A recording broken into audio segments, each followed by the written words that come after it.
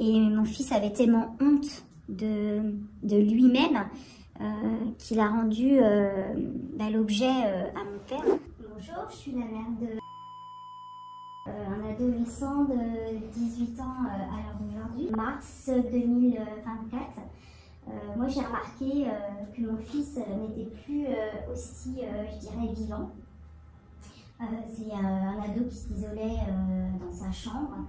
Au niveau de son style, j'ai vu aussi une nette différence avec des habits plus sombres. Il revêtait des habits plutôt noirs, avec toujours des suites à capuche. Puis avec ce refus quand même d'aller couper ses cheveux. Et petit à petit, il se cachait son visage avec ses cheveux. Et il mettait systématiquement sa capuche. La fuite aussi des relations sociales, on pourrait aussi mettre en lien son début de consommation aussi avec l'arrêt de son activité sportive qu'il faisait depuis l'âge de 7 ans, le foot. Ce qui a changé également, c'est la communication. Il se fermait de plus en plus, on n'arrivait pas à savoir ce qu'il ressentait, ce qu'il voulait, ses désirs. Il y avait quasiment plus de désirs, je dirais. Et donc son comportement aussi, une agressivité dans le langage, alors qu'on n'avait jamais connu ça. Une agressivité aussi physique, mais envers le matériel. Il pouvait détériorer ou se mettre en colère. Suite à ça, je suis devenue un petit peu plus vigilante. Et effectivement, les signes significatifs chez mon fils, c'était vraiment des yeux rouges, des pupilles dilatées, toujours l'air amorphe, sans volonté de faire quoi que ce soit. Même s'il continuait à aller au lycée, hein, il n'y avait pas de souci là-dessus. Avec, je dirais, une lenteur aussi dans les mouvements, il était moins vif. J'ai trouvé des fioles, donc c'est là que j'ai confronté un petit peu à sa consommation. Bien sûr, il a nié. Donc ça, c'était sur l'été 2024. Ensuite, la grosse crise majeure aussi, c'était le 23 décembre 2024, la veille du réveillon de Noël, où il me demande à faire une soirée avec des amis. J'ai dit oui, bah, dans ce cas-là, je viens de chercher à 22h30.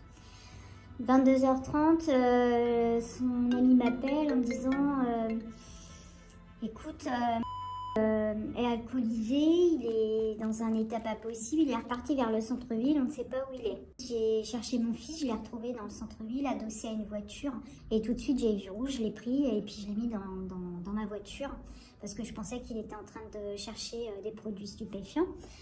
Et là, du coup, il a, pareil, à nouveau une crise d'agitation comme on avait vécu en octobre, avec des insultes, des menaces envers moi. Il essayait d'ouvrir la porte pour se jeter sur la route, et donc je l'ai emmené aux urgences. Et quand on est rentré à la maison, son père l'attendait, et là c'est parti en agitation. On a essayé de le maîtriser au sol, et puis là il a perdu connaissance. Donc du coup, on a dû appeler le SMUR, on a rappelé les urgences, les pompiers sont venus, le SMUR, les gendarmes. Et en fait, il a fait un blackout, on ne sait pas trop ce qu'il a fait. Ce qui a été le plus difficile, c'est que le temps qu'il soit transféré, moi je ne savais pas ce qu'il a fait. Pour moi, il y avait une consommation de cannabidiol de synthèse. Donc je pensais à l'arrêt cardiaque, on pense au pire en tant que parent, parce qu'il y avait des antécédents dans notre région. 3 adolescents qui sont décédés. Et à ce moment-là, ben voilà, on pense pas, on ne sait pas quoi penser. Donc je suis retournée aux urgences, j'ai revu mon fils.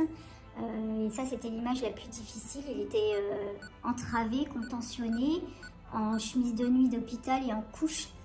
Et voilà, il ne voulait pas libérer les contentions qu'il avait aux mains et aux pieds. Et il est resté toute la nuit contentionné, lui ne comprenant pas ce qui lui arrivait. Il avait 1,80 g dans le sang, donc il ne voulait pas lui donner d'anxiolytique pour qu'il se calme. Et la nuit a été très agitée. Donc on a repris notre fils, et c'est là qu'on a, début janvier, j'ai rappelé pour un suivi sur 3. Et donc il a démarré son suivi très rapidement, courant janvier, avec un suivi avec une psychologue. Il s'y est tenu. Il y a eu une accroche tout de suite avec la psychologue qui l'a pris en charge. Fin 2024, il a fait une rencontre amoureuse. Donc c'est pareil, la rencontre amoureuse a été, je dirais, un peu salvatrice, dans le sens où ses centres d'intérêt ont changé. Le suivi continuait ici. Nous, en tant que parents, on a été aussi suivis parce que je pense que c'est vraiment important en tant que parents parce que finalement, les émotions prédominantes sont la culpabilité. On se dit, mais où on a échoué? La question de la honte aussi parce que les gens parlent, ça se sait. Quand ça retombe, il voit toutes les retombées, hein. Les pertes de copains, il fait plus de sorties, il peut plus se concentrer sur ses devoirs, il s'est fait racketter, il se met en danger par ses contacts avec les dealers, hein. Moi j'appelle ça des dealers de toute façon. Il se met en difficulté. Après le sevrage du THC, c'est passé aussi par le cannabis. Ce qui a été aussi salvateur pour lui, c'était de passer son permis. Et puis, le fait d'en parler. Ça, c'est important. C'est ça, la communication, que ce soit avec un tiers ou la famille.